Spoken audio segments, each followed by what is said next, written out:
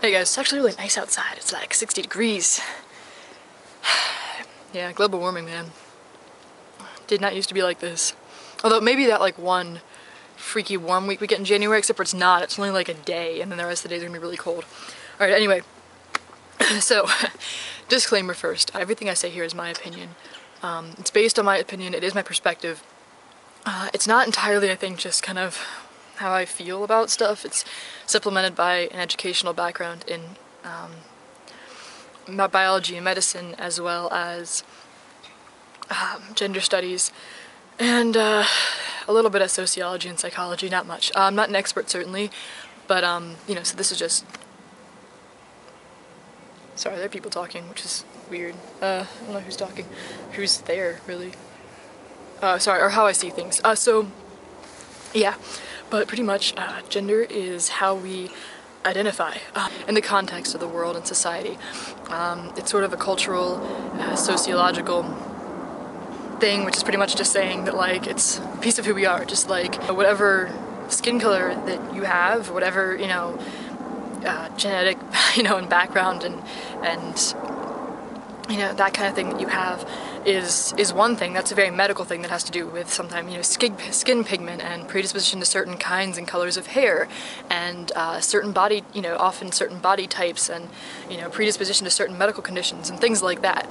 That's, you know, a really medical definition. But then at the same time, you know, you living in that body, you have to, you know, you own it, and you know that that's kind of part of how you know, how you are, how your body is, and then there's usually a cultural sort of ethnic component that you identify with as well.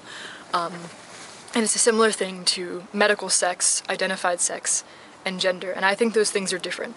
You know, I've heard the whole thing where gender is, you know, between the ears and sex is between the legs, and that's a good simplification of it, but I think that doesn't really cover the whole thing. I think, you know, gender is, you go out, usually the words associated with it are like man and woman and boy and girl, and I can go out and be like, oh yeah, you know, I identify as a man, and that's what I am, and, you know, that's my gender. And then, you know, at the same time, on the other side of the spectrum, medical sex is determined usually at birth and typically by your genitals. Usually there's no chromosome test. I never had a chromosome test. So that's actually, when I go and get tea, that's something I'm going to ask for because of my body type, because of medical problems I've had in the past and stuff. I don't think, based on the known chromosomal you know, sex chromosome abnormalities that we are aware of or that I've been taught about, I don't think I have one, but it's possible.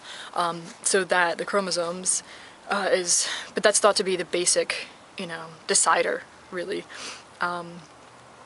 Your hormone levels, your brain, as in the areas of different kinds of activity levels, and then the actual composition of certain, you know, the certain different types of brain tissue in your brain.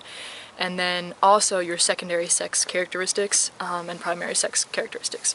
So, you know, people with any combination of secondary sex characteristics, hormone levels, you know, chromosomes, brain composition that's not strictly in the medical male or female box can be seen as intersexed. Sorry about that, my sister needed help with something. So, yeah, so when you medically transition from, you know, what generally is accepted as one to the other, you are intersexed. However, it can be considered in a way, because it's hard for people to agree on an exact medical definition because of those different components of what male and female are. If you have certain levels of testosterone and estrogen or other sex hormones, if you have a certain brain map, if you have, you know, that might be considered intersex as well. So, you know, it's that. And then there's the idea of, I think there's an idea of identified sex.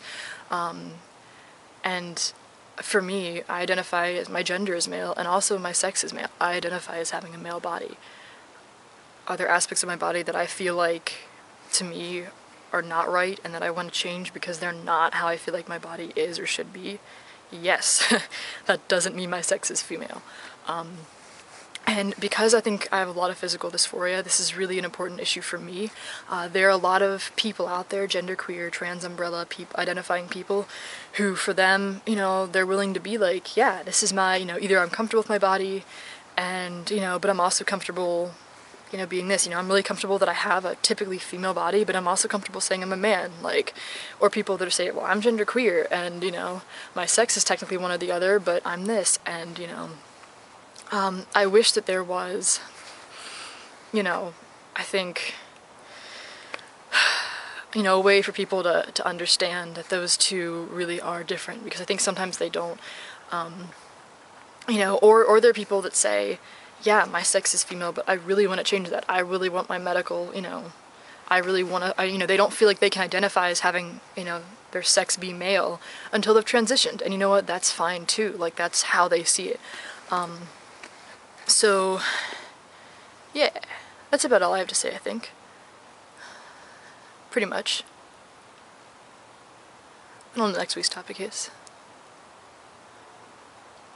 I'm going back to school. I'm actually excited because at my school they agreed to change my, talking about sex, my legal sex marker and gender marker, I'm not sure what the word in the form actually is, and name to my chosen name without it being legally done so that it could be on like the email and everything. But then they didn't do it. They told me they would do it, and I sent them in a signed letter requesting it. They said they wanted it notarized but didn't require it. And they're very aware that I don't have the legal documents yet, like it hasn't been legally done yet, they just were willing to do it anyway. But they said I didn't have to since I kind of live in a not very accepting area, and I might run into issues with talking to a notary, finding a notary, and finding one that will be willing to sign off on that, so, you know, or notarize that document. So, that's exciting, but I need to go email them about doing that. So, I'll see you guys later, and have a good week. Bye. Cheers.